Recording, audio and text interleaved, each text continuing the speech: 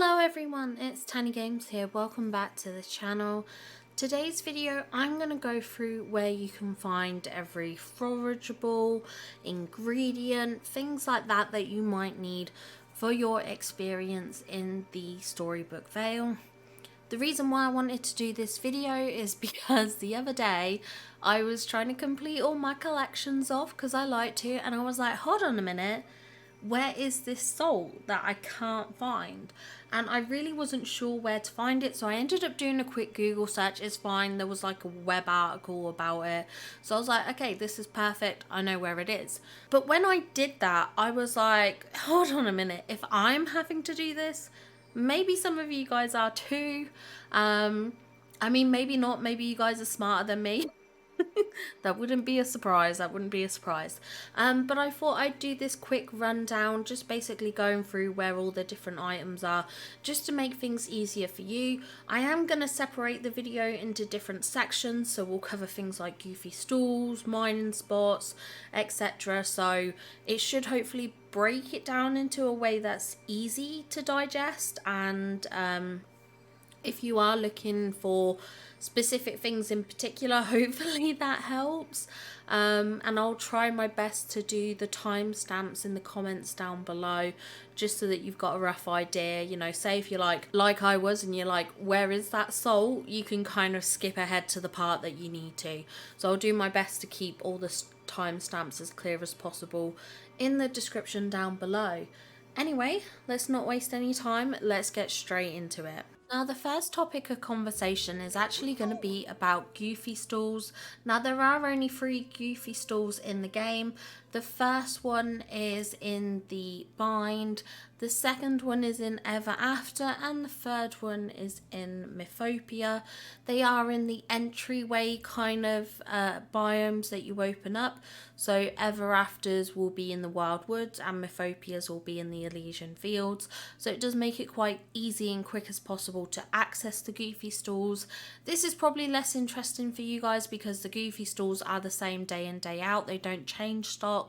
So it's pretty clear what items you get. So first of all, from the bind, you can purchase chia seeds, you can purchase cauliflower seeds, you can purchase barley seeds, you can purchase ring squash seeds. Then you can also purchase shovelbird eggs and flyleaf feta. So the flyleaf feta and the shovelbird eggs, they are an ingredient, so you don't have to grow them or anything like that. Just buy a bunch, shove it in a chest somewhere, and then obviously if you need it for cooking or anything like that, you'll have those to hand. Our next stall comes in Everafter, and from Everafter you can buy radish seeds. You can also buy oat seeds, you can purchase the rhubarb seeds, the green bean seed. You can also purchase plain yogurt, which again is just an ingredient. So again, you can just buy a bunch of those, shove it in a chest, and that's it done. You don't have to grow it. And then we have the fairy rye seed, which I think personally looks super cute.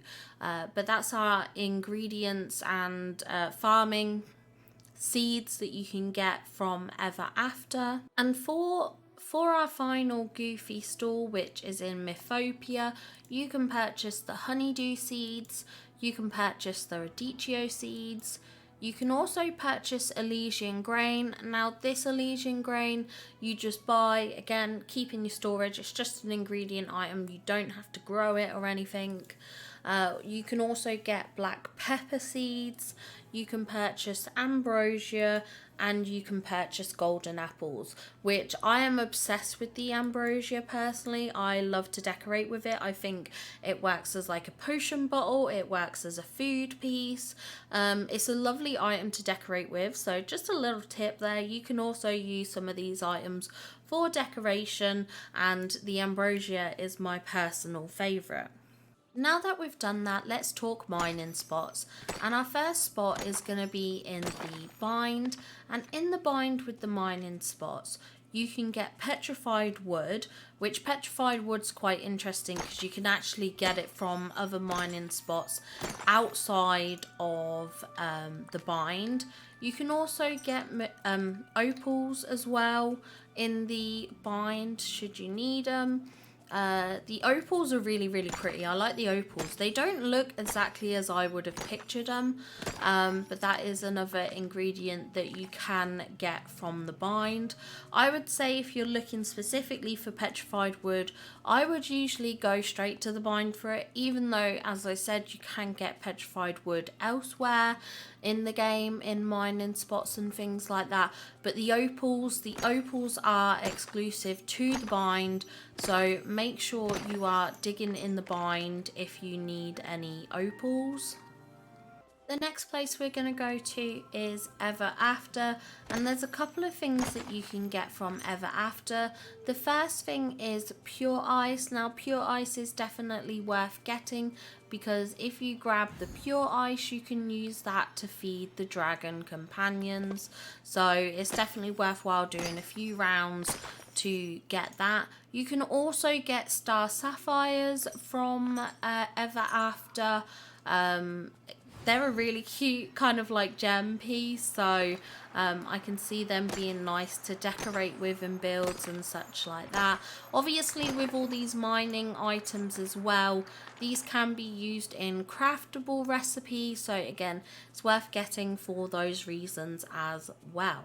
Our next spot is going to be Mythopia, and in Mythopia you can get marble, which is great for decorating with as well. I've found that I've needed quite a bit of marble in some of my decorating sections of the game when I've been trying to get some of the new pieces and resources. But there is also another resource which is quite handy to have, which is magma, which you can also get from the mining spots. Now the magma can actually be used to feed the dragon companions, so you can use that as well. But I do find that I have way more pure ice than what I have of magma. For some reason I just find magma a bit harder to find or a bit rarer, whereas with pure ice I find it quite common in Everafter. Let's talk dig spots. For this I'm going to recommend you get a shovel potion, and what you're going to want to do is put that on your shovel, and you're going to use that for shoveling up the ground, whether you do this to create little farms or just for the sake of getting resources. It's definitely something I recommend you do. There is sort of a glitch at the moment. I say a glitch, I don't know if they've just altered the spawn rates, because I've also found that I can get quite a few memories just from using the ancient machines, using the dig function on the gardeners.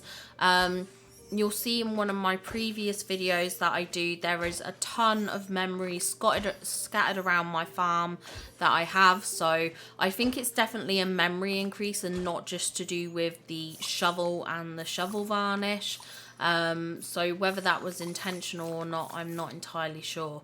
But if you head to the bind, you can actually dig up a bunch of mud. So obviously if that's something that you want, you can mine for mud. I'm not entirely sure which recipes use mud, but it definitely has a use. It definitely has a use. I just can't remember what I've used it for so far. But I do recommend digging with those shovel potions because it does get you a lot more resources, and also you can farm memories a bit better that way. That we're going to come to Everafter, and in Everafter's dig spots you can get the volcanic rock, and you can also get the fairy bubbles. Now the fairy bubbles are so cute. I can certainly see them as an item that I used to like decorate with because I do think they look very cute, and they do come in handy along with the volcanic rock for craftables and things like that. So if you're after fairy bubbles or volcanic rock, get digging in Everafter. Now our last spot for digging is going to be in Mythopia, and in Mythopia you can get gravel and you can also get broken weapons. The broken weapon piece is actually really cool. I do sort of understand why it's in Mythopia, but I'm also kind of like, this would be a perfect piece to decorate in Everafter, because in Everafter you actually have the fallen fortress, and it really reminds me of that period of sort of knights in shining armor and whatnot, and swords and battles and stuff like that. So I think that's kind of like a cool decor piece in that sense. But yeah, if you're after the broken sword pieces or gravel, you need to dig in Mythopia. Now let's talk fishing. When you go fishing, I do find that there are a lot of fish that come from the base game that you can get in the locations. So you might find that you do come across certain fish that you already have in the base game, and therefore sort of aren't as interesting to you as what the new fish are. I know that's what it's like for me. I don't really care for any of the fish that I'm getting in terms of the base game. So all I'm going to really talk about here is the fish that you can get in terms of the new fishable items and things like that. So the first thing I'm going to talk about with the bind is the sea wolf. So the sea wolf you can get from fishing in white bubbles. The next fish you can get is koi. With koi you can get that from fishing outside of bubbles. So you can get that from those fishing outside of the bubbles. There is also sort of another fish, I guess you could say, that you get from fishing outside of bubbles. It's not really a fish, but you can also get sea grapes. I think sea grapes are just kind of like a seaweed kind of thing, but you can get that from fishing outside of bubbles too. So you've got the koi and the sea grape from fishing outside of bubbles. The next thing you can get from the bind in terms of fishing, and you get this specifically from the gold spots, and that's this sort of sorcerer wizard hermit crab. It's a sorcerer hat hermit crab, that's what it's called. You get that exclusively from the orange bubbles or gold bubbles, whatever you want to call them, that you can get in the bind. They are possibly one of the cutest fish items in this game, apart from the Hippocampus, which we'll get to when we get to Mythopia. But I absolutely love those little hermit crabs. I think they are so cute. Now, in regards to blue bubbles, in the bind, they are pretty much useless. From my experience fishing in blue bubbles, all you get is base game fish. I've yet to get fish that is not base game from a blue bubble, so they are pretty pointless in my eyes when it comes to fishing, so I won't go into that too much. But yeah, basically the important thing you need to know is fishing outside of bubbles, the white bubbles and the gold ones for the bind. Stop, let's go fishing in Everafter. Everafter has some interesting things that you can catch in the rivers. If you fish outside of bubbles, you can get salt crystals. Now that was the one item that I had to look up from Google because I had no idea where you got it from. It to me didn't seem like an item you would get from fishing in a bubble, so I was a bit surprised, to be honest, when I found that out. But yeah, it just shows how little I fish outside of bubbles because I was not aware of that. In regards to the white bubbles that you get in Everafter, you can get some base game fish within these bubbles. So just as a heads up, that's what you can get from those bubbles. In regards to the blue bubbles though, the blue bubbles we can actually get something new from these, unlike the white bubbles, which are effectively the pointless equivalent of the bind. But the blue bubbles actually give you sea monster tooth, so you do get a new fish from that. And then you also get a new fish from the gold gold bubbles as well in Everafter if you choose to fish that up. And for the gold bubbles, you can also get the Lamprey. This is a bit of a weird looking fish, but that is the fish that you can get from the gold bubbles in Everafter. Now let's head to Mythopia to do some fishing. I love fishing in Mythopia. I love the water in Mythopia. I think it's so pretty. It's probably one of my favorite places to fish in the game. There's just something very calm and serene about it. I don't know what it is, but it definitely is my favorite place to fish in game. Now, in regards to what you can catch in the bubbles, if you fish in the white bubbles, you can actually catch Hippocampus, which are basically a kind of like a seahorse, but they are so cute. I love them. I think they're absolutely adorable. So that's what you can catch from the white bubbles. Now from the gold or the orange bubbles, however you want to call it, we actually get my favorite fish in game, and it is a step up from the sandfish. It is a beauty. You can get the Sorry, I can't say this. The Stygian Mudskipper.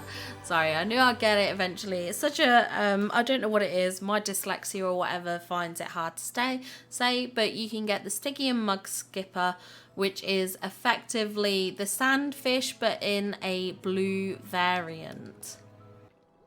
Now let's fish outside of the bubbles in Mythopia, because you can get Posidonia from fishing outside of the bubbles.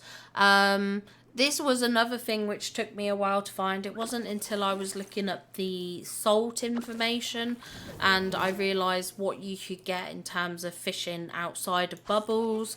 So Posidonia is one that you can get from fishing outside of the bubbles in Mythopia, but you can also get flying fish from fishing outside of the bubbles as well. Let's talk about forageables from the ground, and we're going to start off here in the bind. And in the bind you can get pine cones, but you can also get cinnamon. Now cinnamon's quite interesting because cinnamon, I believe, was introduced in A Rift in Time. So this is another way to get cinnamon if you don't have the Rift in Time DLC. I'm pretty sure that's where it came from, but obviously I'm willing to be corrected if I am wrong there. But those items, the pine cones and the cinnamon, you actually get spawning around trees. So make sure you have some trees placed in order to actually get those resources. Another thing that you can harvest from the ground in the bind is the Trumpet snails. So originally I thought these only spawned alongside the beach area. That does tend to be where they most commonly spawn in for me. However, I have seen them on the sort of autumnal grassy patches as well. So do look all over the bind for these items because they can spawn in different places. And finally, the last harvestable from the ground is actually the Cape gooseberries, which these kind of look like little cherry tomatoes to me on the vine, but those you can get spawning as well in the ground, and they sort of spawn all over the bind. Next up, we have come to Everafter for the items you can forage from the ground, and the first thing that you can get is this common club rush. It does look like some sort of flowers dropped on the ground, but those are an item that you can get in terms of a forageable. The next thing you can also get is the Porcini mushrooms, so you can find those on the ground as well in Everafter. I do recommend checking near the gazebos and the trials, because more often than not this is where a lot of my spawnables spawn in at, and they can spawn under the gazebo as well, so just walk over that in case any have spawned underneath it so you can pick those items up. the last spawnable thing that you can pick from the ground is this kind of like bioluminescent moss stuff. It's not the bioluminescent moss that you can break up, it's just the moss that's kind of on the ground in Everafter. It's a nice piece. Again, I love how it glows. I think it's really cute in terms of foliage and things like that. But that's another item that you can find dotted around on the ground in Everafter. Next up we come to Mythopia, and one of the important things that you can get from Mythopia is lightning spice. They look like little lightning bolts in the ground. They're quite a cool item actually. I was quite intrigued to see them bring in something that sort of feels almost a natural kind of thing to the world, but I absolutely love it. I think it's such a fun addition to the game, kind of very whimsical in a sense. So that was a really fun find, to be honest. They did show that in the showcase, but that is one of the forageables that you can get from the ground in Mythopia. Another item you can find on the ground in Mythopia, which I find a bit unusual, is the mussels. Now, the mussels are dotted around. They might look like little rocks in the ground. It's a bit of an odd one, I must admit. I would have expected that as perhaps a fishable or something like that. I can't remember, they might even come up under the fish category, but you can also get mussels in Mythopia, so have a look around for any sort of almost like little rocks in the ground, and those will be the mussels that you can grab and forage from around Mythopia. Next on the agenda is to talk about trees, and in the bind you get effectively 4 trees in total, but 2 different kinds, and that's one which has persimmons on it and the other one which has sour berries. Now this is something that if you're trying to build up your stocks or do the kind of long-term quest of harvesting so many items, you really have to keep an eye on, because there are only 2 of each. So this is the smallest amount of sort of trees that we have in the Storybook DLC, because we literally only have 2 sour berry trees and 2 persimmon trees. Our next spot is actually in Everafter, and you can get Brussels sprouts, and you can also get these spiral strawberries. Now I do currently have a glitch with one of my spiral strawberry patches. When it first spawned in, it had nothing in it, and then the very next day it up and disappeared from my world like it was a blank dig spot, and it just vanished. So you might find that you have one less of the spiral strawberry plants or bushes in Everafter. That does seem to be a bit of a bug at the moment. Our final trees come from Mythopia, and we end up getting some nutmeg trees and also some olive trees that you can harvest from. Again, you should have these in each of the different sections and biomes, so there should be a set of 2 and 2 in Elysian Fields, 2 and 2 in the Statue Shadow, likewise for the Fiery Plains and Mount Olympus. And lastly for this video, we are going to talk about flowers. So when we start off, we're going to start off here in the bind, and the flowers that you can get here in the bind are the tail cone flowers. You can get these in a beige colour, a blue colour. You can also get them in yellow and in olive. So these are the 4 colour variants that you can get for the flowers. Now there is a bit of a bug at the moment where certain flowers can spawn here underneath this bridge. They can also spawn in this building in here. Now when they spawn in here, it's not too bad because you can pick them up, but the ones that spawn here over by the bridge are a bit of an issue because you can't pick them up. When I try and pick them up, it freezes my character.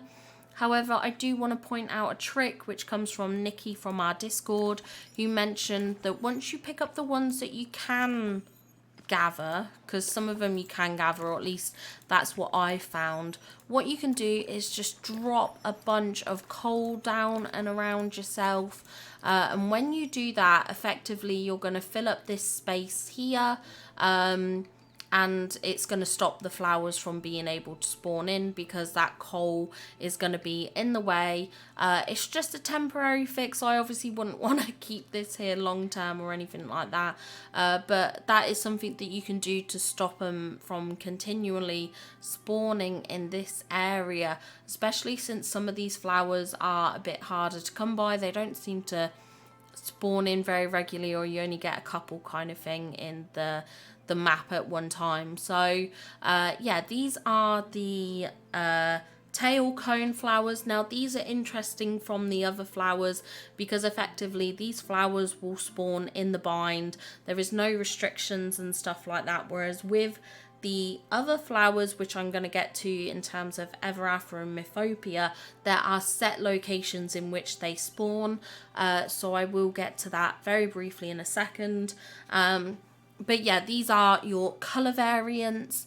I am doing my best to collect as many of these as possible. I've seen a lot of people saying they're having issues because of this bug under the bridge. So if you do need some flowers, feel free to join my Discord. Just leave a message in the Disney channel, the Disney Dreamlight Valley one, just saying, hey, I really need some green flowers. Can someone help me out? And I will either come and help you myself, or someone else in the community might be able to. Just obviously give a bit of grace for in case we're busy. Obviously I'm filming content and things like that, so I might not get to you immediately, but I promise if I can help you out with any resources, I will do so. And now we can move to Everafter, and Everafter contains the rose bushes, which I am just obsessed with. They are so perfect. I wanted roses in game, and I'm so glad that we finally have some in terms of an actual like flower bush, because I think they're gorgeous and I love the colour choices they've gone for here. So let's go through them all individually one by one. I will start on the left with the actual pink one, which I do wish there was a red variant, but I feel like this pink is kind of dark enough. It will satisfy my need for a red rose bush for now.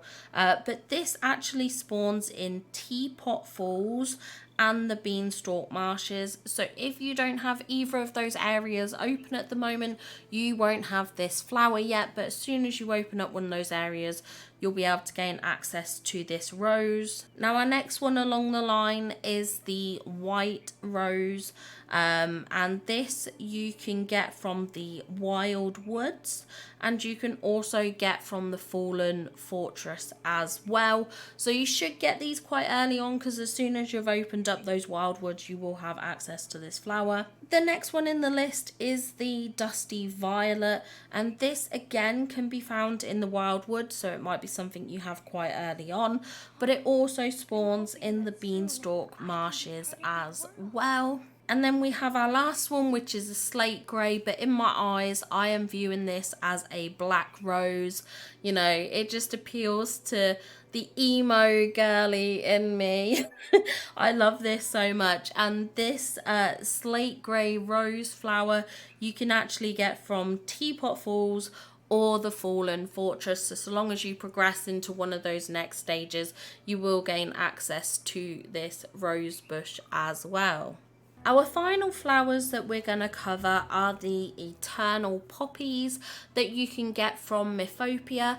Now I have come here, this is a slight spoiler, this is an area that you open up. It does have a barrier of thorns around it.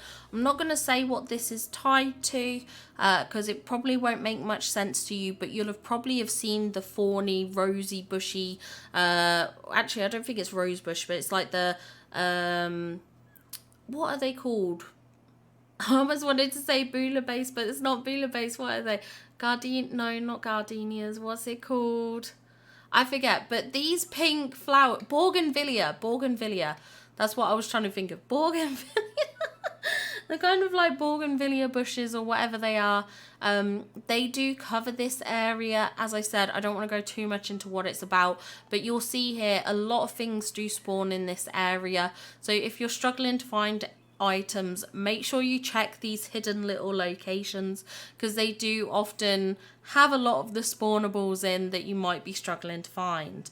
But moving on to the flowers themselves, we'll start on the left, which is the teal coloured variant. Now this can be found in the Elysian Fields and the Statue Shadow. Our next one is actually going to be the Crimson Eternal Poppies, and that also can be found in the Elysian Fields, but also in Mount Olympus. Our next one is the Fuchsia colour, which this you can get in the Fiery Plains and also Mount Olympus. And then our last poppy is the Goldenrod one, and this can be found in the Fiery Plains and the Statue Shadow. So if you're struggling to find a certain colour variant of a flower, check what areas you have open up in the map. You might find that those flowers that you are missing are tied to specific locations in the world, so that might be why you haven't yet uncovered them. And that should be it. That should be every item that you can sort of forage, fish, mine, dig for, things like that that you can get in the game with the DLC that are new to this DLC. If there's anything I've forgotten, leave it in the comments down below, but I think I have covered everything. I hope this helps if you're looking for a certain item that you cannot find. Like I said, I had no clue where those salt crystals were until I googled it. So hopefully, you know, if you are struggling to find some, or you're just curious, say you haven't got to that part of the game yet or something like that, this will hopefully clear things up for you so you know where to find all the items. I certainly wish I had a video like this when I was stuck trying to find salt crystals. As I said, a simple Google search did help me find it, but hopefully this can be informative to some of you that perhaps haven't got yet to completing your collections and things like that, and you want to know, or things like that. So yeah, hopefully it's helpful. Anyway, I'm going to leave this video here. I hope you all have a wonderful day, and I will see you all in the next one. Bye guys!